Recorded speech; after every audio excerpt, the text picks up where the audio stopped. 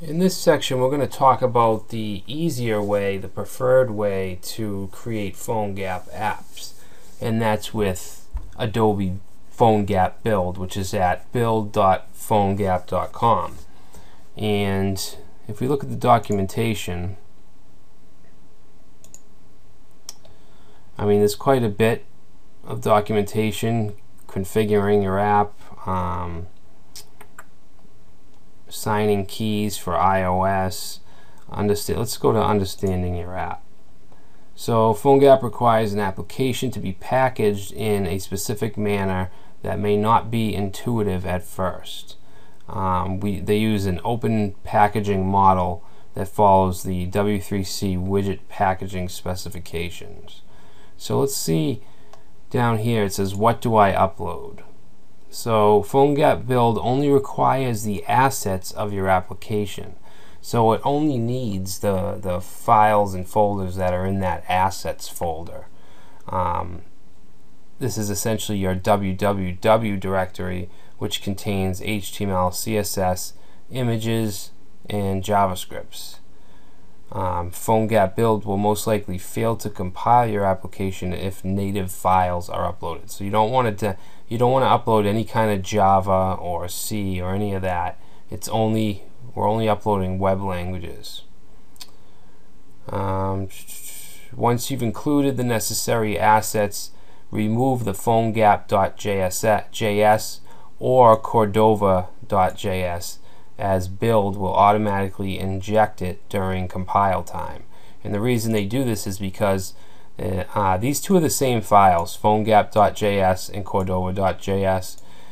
Each platform needs a separate PhoneGap or Cordova JavaScript file. So you have to get rid of it and then upload your application, and then PhoneGap will put that JavaScript file back. And it explains that all here. If you want to go over the documentation, how do I configure my application? We can have a file called config.xml, which we can configure all kinds of stuff. We'll look at that in a little bit.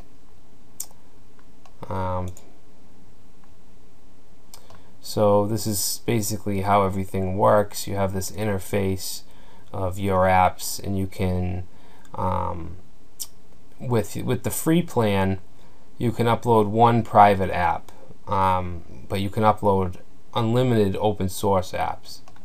And to do that, you need to create a GitHub account and connect through that, which we'll do in a second. Actually, we'll do that now. So, because if you go to sign in, you'll either need an Adobe ID, or you can sign in with GitHub, which is what we're going to do. So let's go to GitHub. I already have an account, but I will build another one, create another one. We'll just say Eduonics. The name already exists. Alright, so we'll do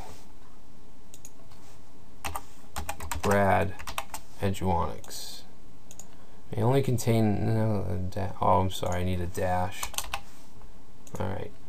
Email, I'll just give my support email.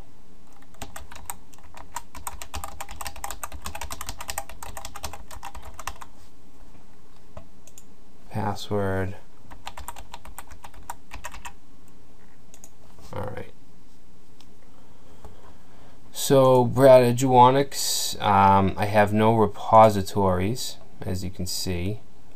So what we need to do is, create a very simple PhoneGap application. Not even really a PhoneGap application, but something we can put through the build compiler, just something static. So let's create a repository by clicking up here, and we'll name it, just name it test app.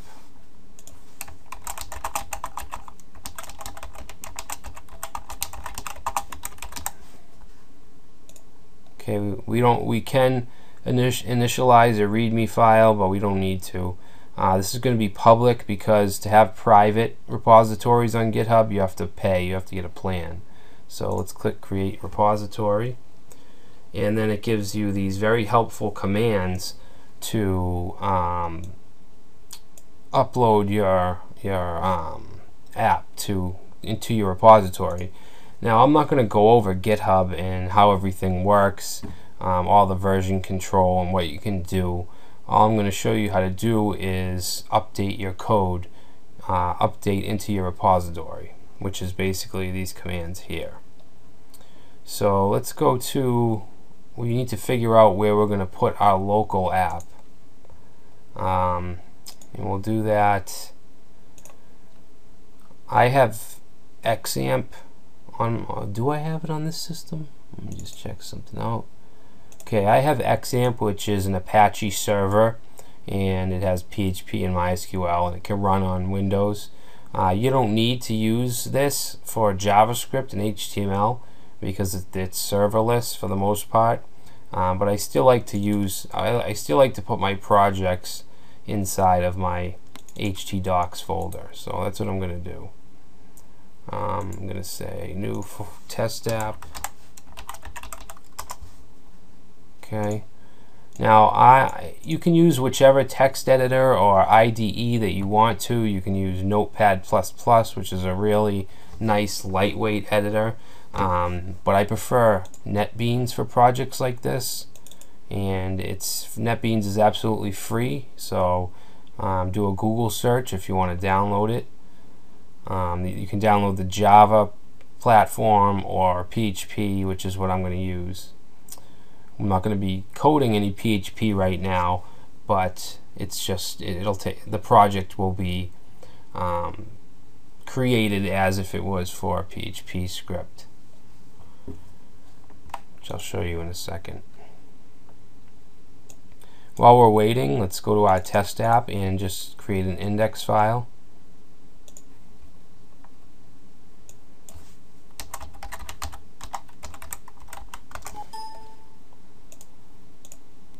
Okay, I think that's all we'll need.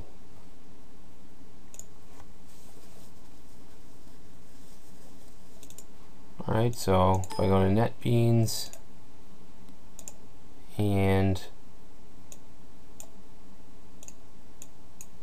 what's going on here?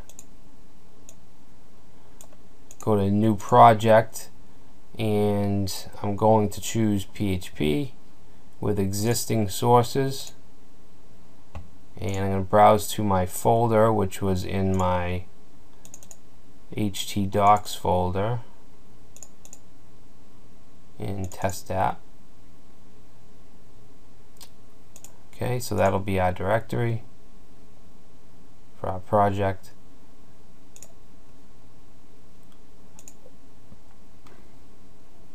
Alright, so now we have our index file here. Now what I want to do is do our first upload with GitHub, and we need to download GitHub for Windows, and I had that link somewhere right here. Okay, so let's download. I actually already have it in my downloads folder, so let's go there.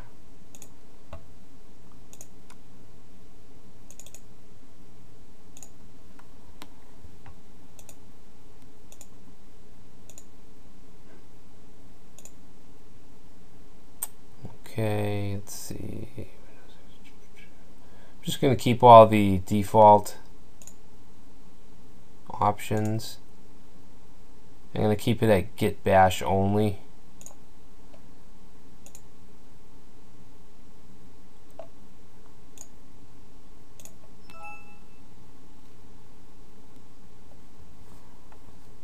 I'm not sure what happened. It looks like it needed to shut down Windows Explorer.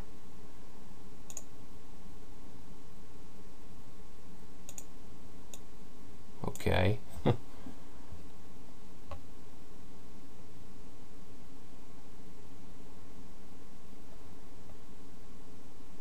This is a virtual machine, and it's been a little buggy lately. Oh, there we go.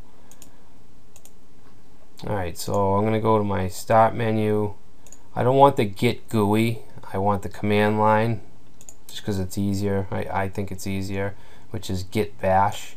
So I'm going to put that on my desktop, open that up, and you can see it starts in our user directory.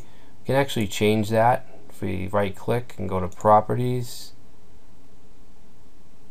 Right here, start in, we have environmental variables here, but we can change this. I'm going to change this to C XAMPP htdocs. Yep, htdocs. Okay, so if I apply that and then open this up, it opens at XAMPP htdocs.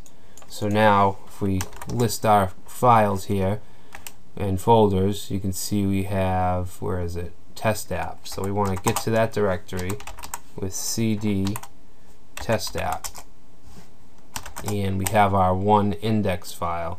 So what we need to do is initialize our actually the first thing we need to do is configuration. And so we want to do git. Every command when you're dealing with git, you need to have git at the beginning. So we're going to say git config. This is something we'll only need to do once. We'll say global user dot name, and then we just want to put the name, and we can do the same thing with email. And if you want to get back to code you just typed, you just tap the up arrow.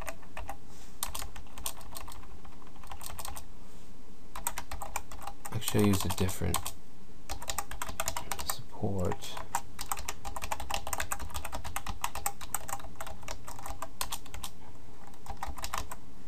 Okay, global email. All right. And we can check our settings with git config list, and it shows the username and email that we just typed in and some other stuff that doesn't really apply to us. So what we need to do now is, first, if we go back to our repository, we don't need to add the readme, so we don't need that. We need to initialize it here. Alright, so let's go to, we want to do git init. So it initialized a directory. So now if I look at our test app folder, we have a git.git file which is hidden. It's only shown because I use this a tag.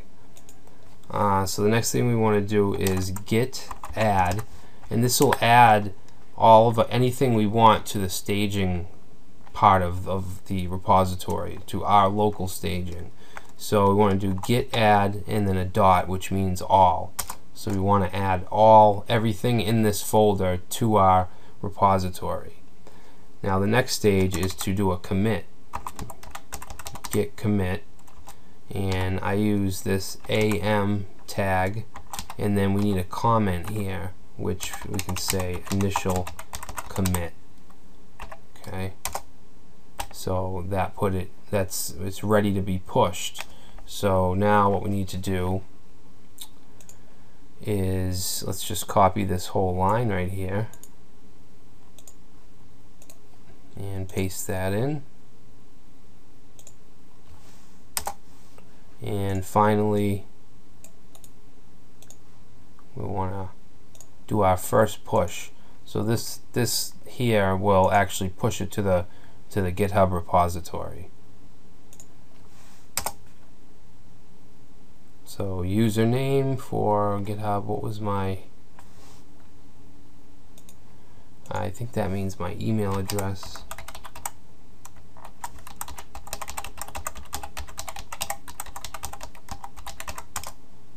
And then password was, I think that was it. Authentication failed. Alright, so let's try that push again.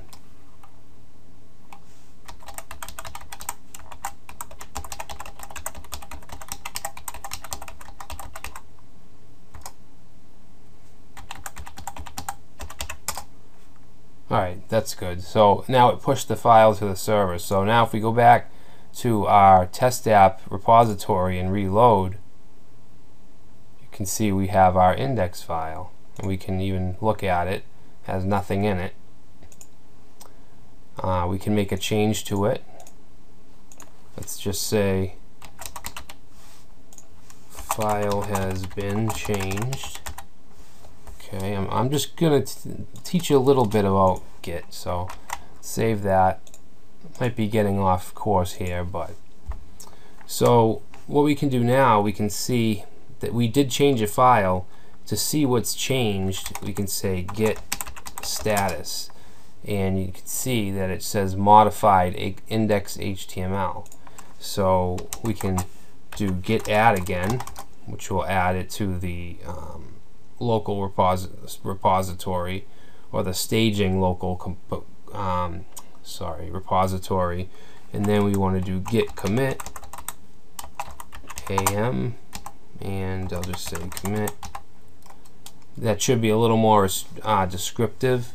This is a comment that can be seen next to each push or commit, so it should be more descriptive, but that's fine for us. And then we want to push. Now all we need to do now from now on is git push. We don't need to add that origin like we did before. So git push. It's asking for our username again. Usually it doesn't do that.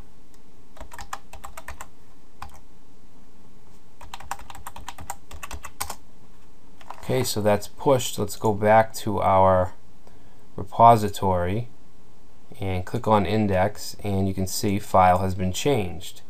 So that's all you have to do to keep up-to-date files in your repository. Alright, so let's refresh. What we did was went over Adobe Build.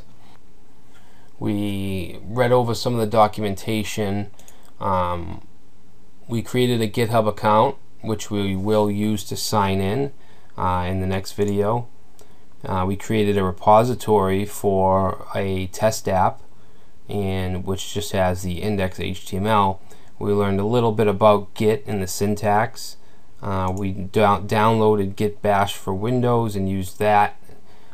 So in the next video, I'd like to actually create some code and bring it into PhoneGap build.